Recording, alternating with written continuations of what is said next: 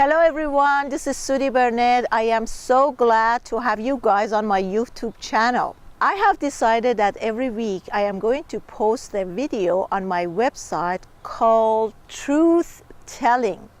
Why am I doing this? Because I want you guys to realize that it's really okay that we talk about the aspects of us that we're not comfortable with or we have been struggling with. So today I'm going to be the first one. I'm going to talk about perfectionism, something that I have been struggling with pretty much all my life.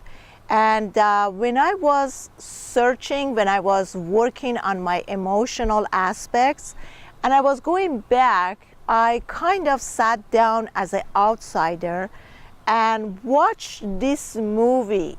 Pretty much kind of like I rewind all my life and then I sat back outside of myself and watched this movie. From the time I remember, what was going on in my family, what was happening, everything that I was feeling and all that. So when I rewind the movie, I noticed, for instance, that my family were very obsessed with their weight. And since I was the last child in my family, with 10 years age different from my last sister, so I pretty much grew up as an only child.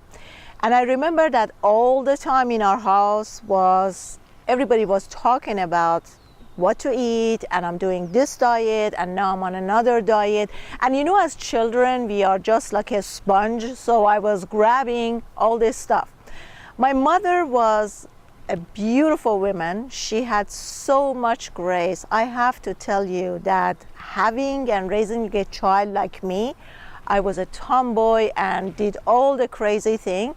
She had such a grace about her, and I don't ever remember that she raised her voice at me. It was always this calm voice. But there was a catch there. Since I told you I was a tomboy, I pretty much missed most of the classes till high school. I was in the play yard, I was in the basketball team or volleyball team or whatever activity that was going outside, and she couldn't say anything to me because my grades were really good. But then I was always compared with my nieces and nephews who were almost the same age as me, that look, they're always like number one student, and in swimming they're all getting medals and da. So I was really good, I was great, like this was the message that I was getting, but look at them and it could be better. So the bottom line message here, what I picked up, that you are good but not good enough. So pretty much I was just looking for challenges just to test out myself. So I remember from age 18, I told my mother I didn't want them to provide me with any money or anything, and I was working full-time and being a full-time student.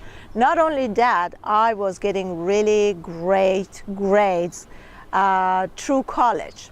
So I became this, I would say, I find this obsession about breaking records to do everything as fast as I could and the best as I could. So pretty much as I was going on with that system, it became a habit. So when my mother passed away about 12 years ago, of course I had a period of time that I went through the grieving and accepting the fact. But somehow when I got deeper into my emotions, it was suddenly a feel of relief, like, oof, I don't have to show myself up to anybody. I don't have to struggle. I don't have to be the best.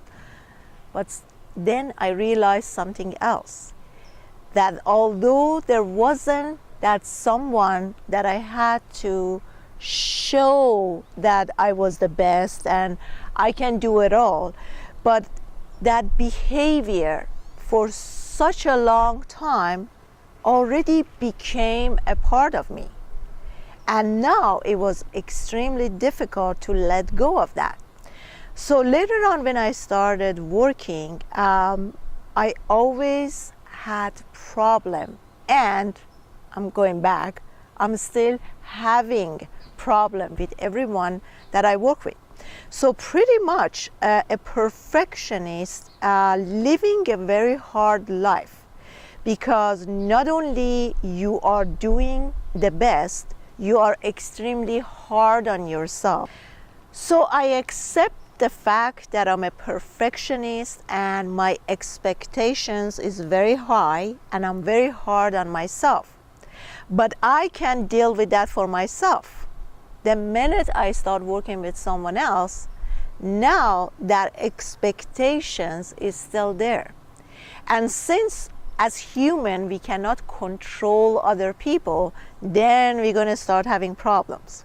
So I remember one time we were doing this DVD, and then the monitor was facing me, and I was exercising, I was checking the monitor to make sure everything is okay, so my hand is not going off hand. And then after we finished, the guy who was taping the DVD, he started laughing. I said, "What are you laughing?" He says, "For the first time in my life, the monitor is towards the actress instead of being towards the director." And then I sit at the editing time with everyone who's editing whatever project I have. So he started laughing, and he says to me, he says, "You know, you just do your thing and you direct your program and you edit your program, and if you could have just handled the camera, then you wouldn't work with anyone else." And I started laughing, and I said, this is pretty much true, because like I said, I can be on time at all time, but I can't expect everyone else to be on time. So today I just wanted to share that, a part of me, because you know, you guys who are my fan, you see everything, or you see me, if I should use that as a better word, as this perfect person that there's nothing wrong. And that's why I want to do this. I want to tell you guys that don't ever trust the picture that you see. Anybody can behave well in front of camera for an hour or two, you know, but it's at the hard time when we have our teachers who are showing up in our lives and they start pushing all our buttons. If we could hold ourselves then, if we could still keep our calm at that moment, then that's the trick. So again, the reason I'm opening this up and I'm going to be having a program as truth telling every week is that we could really be not only truthful to others, but be truthful to ourselves. You know, I know that it's very hard for most of us to start taking off our mask and be naked. It's, as you all see, like a lot of us, one of the nightmares that we have is when we are like walking naked in front of a group of people or whatever.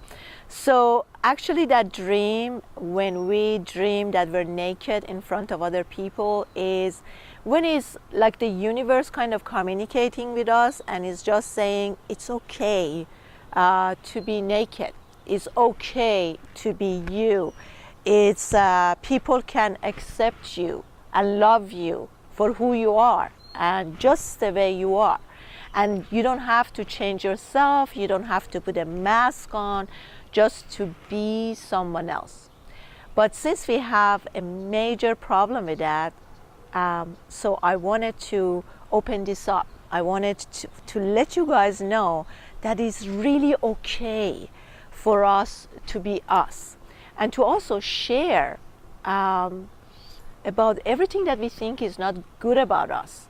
You know, even like I was talking to a friend of mine and she was telling me that she went on this dating and she's been going through a date for a long time. And actually I told her, I said, I would love to have an interview with you for every single date that you go and it's not working out.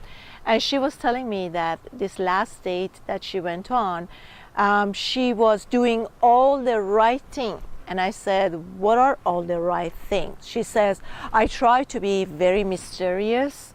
I try to let him do all the talking. I ask all the questions. And I said, and these are the stuff that you learned that is the right thing to do. And she was like, yeah, I've been reading this book and I've been talking to this and that. And then suddenly it clicks. The reason that she goes to one date after another is because of all that wall that we put around ourselves when we meet someone else. And it's so hard. So I ask her, is this what you do at every date? And she says, pretty much, yeah. And suddenly something clicks. You know, when we go on a date or when we just meet someone, if we have all these walls around us, how could somebody get through? You know, maybe like 20 years ago it was okay, like because the time was going, the speed of time was so slow. We could go on a date for months, you know, but at this time people are really busy. We all on a rush. We're just going really quickly. The life is going, the energy is different, the vibration is different. People don't have the time to knock down on the wall to get through to someone, right? So we meet somebody right away. This is who I am. You got to take that wall up. Other people are not going to have the patience. They don't have the time. They're not going to go through it. So we have to be ourselves, you know, forget about everything, forget about what the norm is, be mysterious, don't sleep at the first date or for 6 months, or don't do this. We have so many do's and it's not working. So you know why we just go through all this stuff and read all this stuff and listen to do list and not to do list? Because we're not listening to our inner voice. What is my inner voice is telling me? You know, to me, if I'm going to meet someone, I'm going to be me. And I don't care if they're going to say, oh, she's too controlling, or she's asking too much question, or she opened up too much, or she put everything on the table. This is me. I'm not going to change. And if it's going to take 20 dates or it's going to take another 20 years before I have that special someone to come in my life, it's okay. Because people who come to you and they want mystery and they want excitement, those are people who are looking for temporary short-time deal. But someone who wants you truly and is looking for a long-term relationship, wants to get to know you, who you really are. So this is another reason that I want to tell you guys, it's okay to take our masks off. It's okay for us to be naked. It's okay to be sharing, you know. So this is another reason why I'm doing this truth telling. I had my TV show today at Andisha TV, and I said something and I was laughing about it because a couple of days ago I was driving in my car and someone called me. I had a conversation with someone who gave me a job proposal that he could work with me. And then, you know, usually I would say, well, let me think about it and get back with you. But I didn't do that. Right away, I just made a deal. And then after, when I started thinking, I was like, what was I doing? You know, that was a good deal. And so I didn't like what I did. Now, here I am 2 days ago, I'm driving in my car. And suddenly, you know how when you really get engaged with yourself and you're not listening, that inner voice is you're just in your head. So, and you know those intimate, deep moments that we have with ourselves is usually not good stuff. It's usually we are being abusive and we are, you know, self-sabotaging. So I start, like, as I'm driving with one wheel, I'm just thinking, what was I thinking? What BS? What the fuck? You know, and I was very emotional and everything was coming out, and I'm just thinking, okay, I should call him back now and say I changed my mind and da-da-da.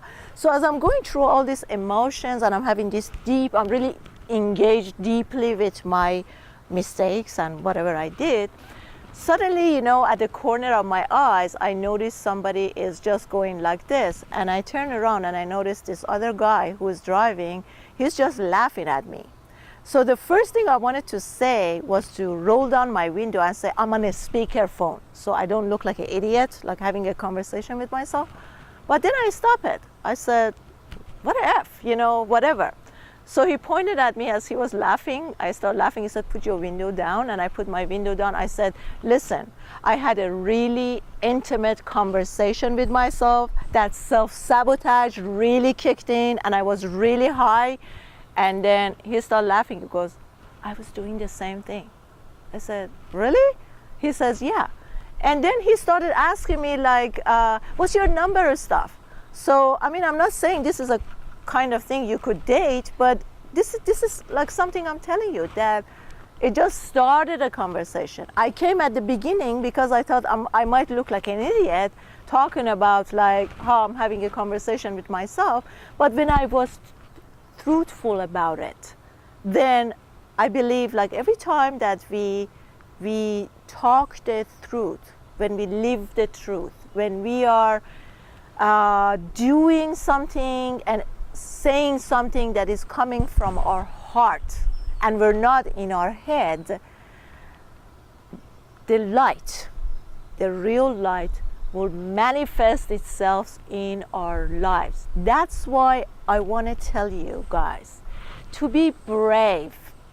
If you lie to somebody, have the guts to call that person and say, hey, that day when we were having that conversation and I told you da da da da, I lied to you. You're not going to believe how much life and blessing comes to your life. But because this is like strength training. It's just like lifting weights. Every time you lift the weights, your muscles become stronger. Every time you stop a lie, or if you did tell a lie, you just tell that person, confront that person and say, hey, I lied to you. And this was the truth. This was what I really felt at that moment. But I didn't have the guts to tell you. To your surprise, you will see, I don't know how many percent, it just came to my mind, 99%. I don't know that. So I'm not going to lie to you. But you will see, to your surprise, still will change. And that person would open too. Every time we open our heart, we're just helping someone else to open their heart.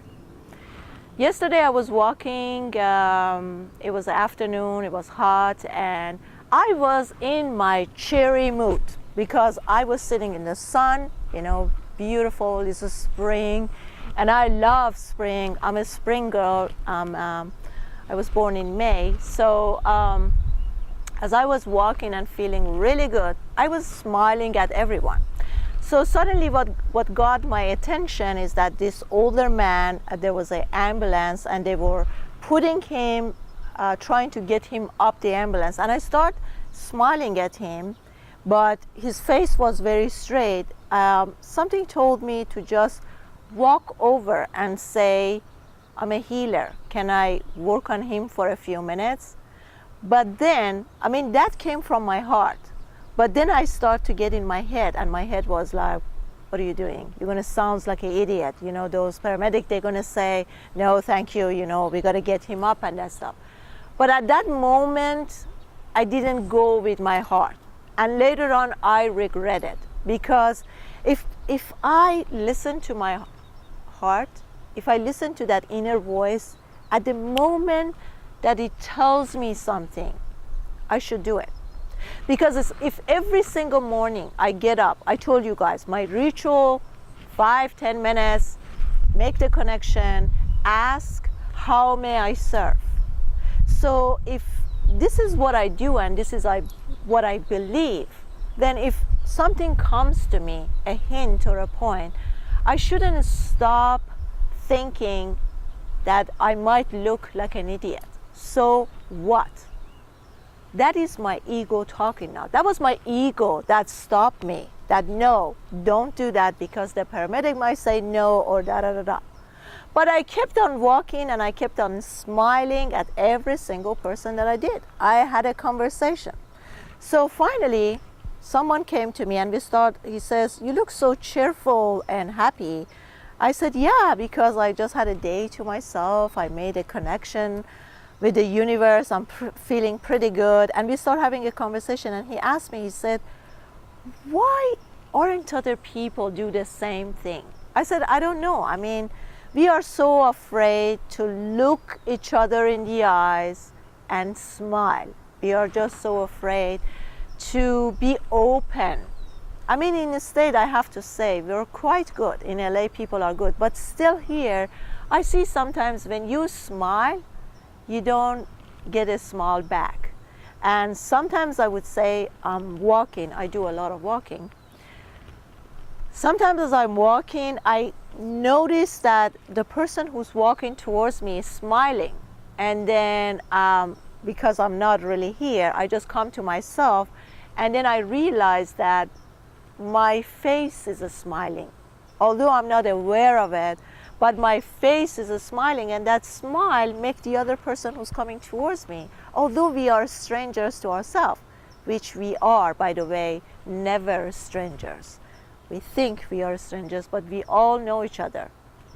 And that's another chapter of spirituality, that how we know each other. Because here we have a little issues that some religion don't believe in past lives, and that so we have so many different lives. We come so many times, come and go.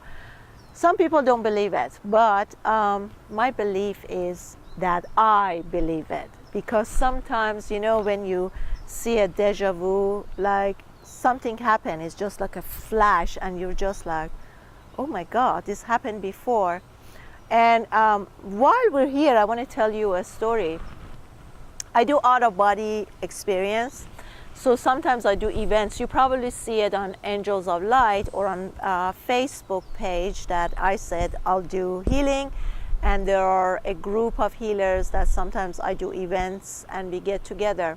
So once in a while I throw a event at my home and I have people come over. I start with short 3 to 5 minutes meditation, and then I have drummers, couple of drummers are coming over, and then I have a guy who plays didgeridoo, and then we start dancing for 1 hour. I just raise the vibration and I make everybody to dance really hard, to shake themselves.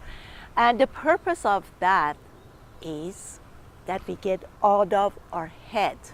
Because one of the biggest challenge in our lives is to get out of our head and to get to our heart. So I do that 1 hour intense dance, making everybody to really shake themselves. So they go into a trance stage, and now they're not in their head anymore. Once we get out of our head, we allow the spirits to enter our body. And sometimes as we are in middle of doing that, I look around, I'm watching, although I am into a trance myself, but some part of me is still conscious. I'm watching to make sure everybody's okay, nobody's falling down or anything. And then I notice people, like when they get really into a stage of trance and they allow the spirit to get in. Do you guys hear my beautiful birds singing? Oh, we are so blessed to be on this earth. It's just so amazing. So anyways, when I watch them and I see that their spirits is getting into their body, it's amazing the movement that they're doing. And sometimes later on when I talk to them, they are like, oh my God, was I doing that? And we have some films when I show them later on, they cannot believe, like somebody who has arthritis could really be doing all these movements, and it's like, that was me, and it's shocking. That's when we're out of our head. And the minute we're out of our head, we don't have our limitations. Those belief systems are not working anymore. Once we allow the spirits to get in, we become amazing. We become that amazing power that we are.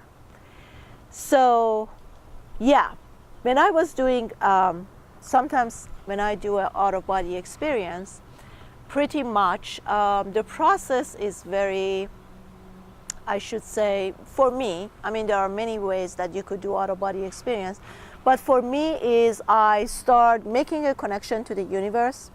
I imagine the universal light is just shining through me, and it just gets to my top chakra, the crown chakra, and it walks through my whole body. It gets to my crown chakra, then throat chakra, then heart chakra, then solar plexus, and then pelvis, and then root chakra. It goes all the way down to my foot, and then it starts. Okay guys, something really funny happens, and I asked my camera guy if I can share it with you guys. He didn't respond to me, but I thought it was really hilarious. You know, in LA we have been dealing with rains. Was it for 3 nights on a row?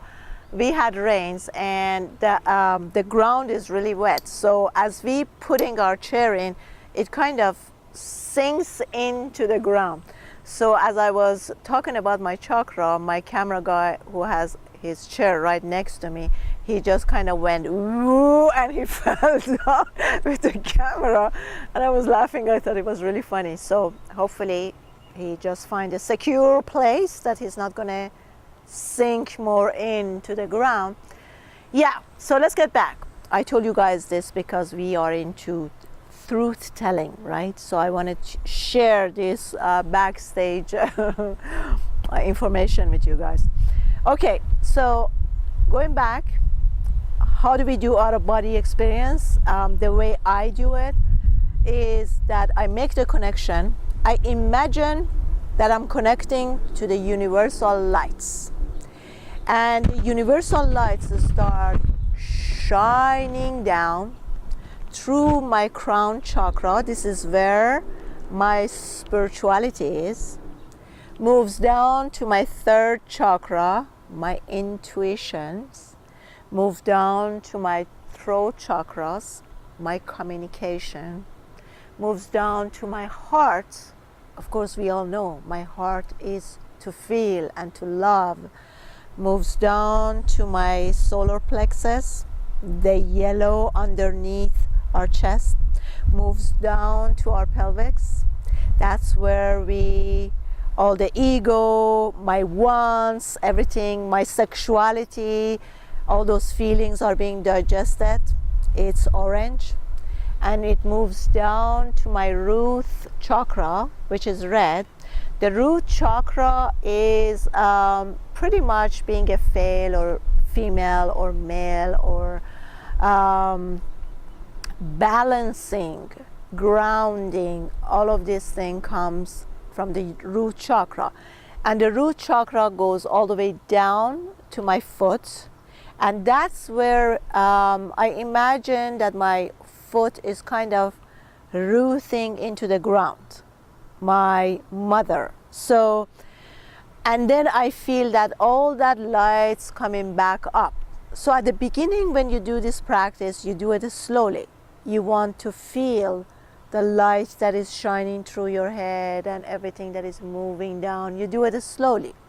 But when you keep on doing it, and you start to know the energy and you start to feel the energy, shifts really quickly, and then you start to accelerate. It just feels like, you know how, I don't know if you guys ever tried it, yet that you plugged in electricity and something is wet or is not working and you just get electric shock. That's how you would feel in your body. And then you start to feel really light. You become feeling like a feather, like you're weightless. And then you sometimes feel like you are so light, like for instance, you laying down on water and you're laying down over one of those, what do you call it? What do you call those things, Dylan? The mattress, or what you lay down over the water?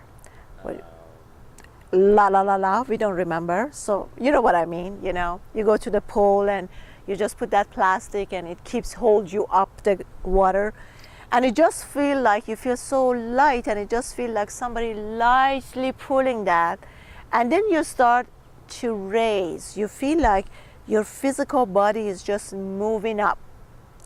And how far you go at the beginning, people can just travel till like the ceiling, and then you're able to see. It's just like you are hanging upside down from the ceiling, looking down, and you're seeing your physical body that is laying down there. So the more you do this, the quicker you move up. And I had experiences that I just, in a matter of second, I just travel, shift up, leave the house, leave the planet Earth, and keep moving, going back up and up and up. But here's the story that I want to tell you that it might be interesting to you. I remember it was almost a year ago. I was doing my show. That morning I got guided in my daily meditation that I should go and start my show with meditation. And as I mentioned before, since I always announce in the morning that I am a server, how may I serve? So in my daily meditation, I always hear, what's the next step? So that day I was told to start your show with meditation, and no rejection, okay. So I went in to do my show, they set up the camera. Suddenly I came to my head, oh my God, what am I gonna do? How am I gonna do this? And it was just like, you know, somebody just knocks you out, and I just took out. And then I didn't feel anything. I would say I didn't know, because they pointed at me that my show was over. For 50 minutes, suddenly I open my eyes. The first thing I see the monitor. I have tears running from my eyes. My mascara is running down, and I'm in front of national television. So very lightly, I started to clean up my tears, and that was it. After that, people start calling me, the emails was coming, oh my God, that was so powerful, that was so effective. And that was the beginning for me to do meditation DVDs and CDs, and then meditation for weight loss, and then meditation for self-love. Everything came after. But what I'm saying is, when we allow to be guided and get out of the way and let the Spirit to do the work for us, everything becomes effortlessly and beautifully and easily done. So then I had a training. I was supposed to do a personal training a couple of hours after my show. So I got home, I wasn't still myself, my head was kind of like drowsy. So I picked up the phone and called this unknown lady who was hiring me to coach her as a personal trainer. And I told her that, I'm sorry, I'm just not feeling really great. I need to find myself. So could we extend that to another hour? And she says, oh my God, that is perfectly okay. I cried so much with you. I said, were you watching the show? And she goes, yeah. And that was the television that wasn't even airing in the US. I said, but you live in US, right? She said, yeah. I said, how do you watch that? She says, oh, over the internet. Because of your show, I had these people to come and set up the system so I can watch your show over the internet. So anyways, to make the story short, I walked into this lady's house. She opened the door, and I said, how do I know you? She says, you don't know me. I know you from your show. But something was telling me that I know this lady. So we sat down. She talked to me for 2.5 hours. She called her children by their name, like Cheyenne, Shada, like, you know, usually you say my son or my daughter when you see somebody for the first time. But she was talking about them like I already knew who these people were. So anyways, after that I left. We happened to be friends, and one night we were out at a restaurant with her husband and her. Suddenly she said to her husband, do you remember that drawing I made of my mother, how much she looks like her? And her husband was like, oh my God, yeah, exactly. So that night I went to have a projection. I had an out-of-body experience, and I asked the question as I went out if at any point or time I was her mother. And after the third time, I got confirmation, yes. The minute I heard the voice, yes, boom, I traveled into this gorgeous white marble exclusive house. I saw a little girl with dark hair, braid, really skinny and tiny, like 7 years old, and suddenly I felt in my physical body that it was like, I don't know how many tons of weight on my chest, and I'm having a heart attack. So I jumped from my projection and I just sat there for a few minutes. Then I went and I picked up the phone and I said, "Are you driving?" She says, "Yes." I said, "Pull aside." And I asked her, I said, "Did your mother pass away from heart attack?" And she goes, "Oh my God, yes." And she started crying. And she said, "You saw her?" And I said, "Were you very skinny with black hair? Was your house really exclusive, like white marble?" And she stopped and she was crying that, "Oh my God, you went there." So if you guys are skeptical, I totally understand. I was one of those people who didn't believe any of this stuff. To me, it was just a bunch of jumbo bumbo stuffs. But today I believe it, because when I start to take courses and when I felt it, when I experienced it, then it became real. And I tell you today, it doesn't matter if any of you guys believe it or not, but one thing that is I am sure about, that although I got to a stage that I see so much things, I feel and hear that ordinary people don't. I know, I am so sure there is so much more that even at this stage I don't see or I don't feel. So what to believe is not to believe anything, because whatever we feel with our six senses are not truths. They're not telling us the truth. It's all lie. What you feel as reality is nothing even close to reality. So at this time, I'm going to say goodbye to all of you. I hope you guys enjoyed this program as much as I did. And stay tuned for next week, another truth telling about me, something that I didn't like about myself, and I worked through it, and the struggles that I went through. And today I am at the point that I accepted all. Acceptance doesn't mean I still don't get irritated. Acceptance doesn't mean that it doesn't happen anymore. It just means that I look at it with a different eye now, which is much brighter and easier to look. I love you guys. Thanks for being with me. Stay tuned. Check me on Facebook. Love you.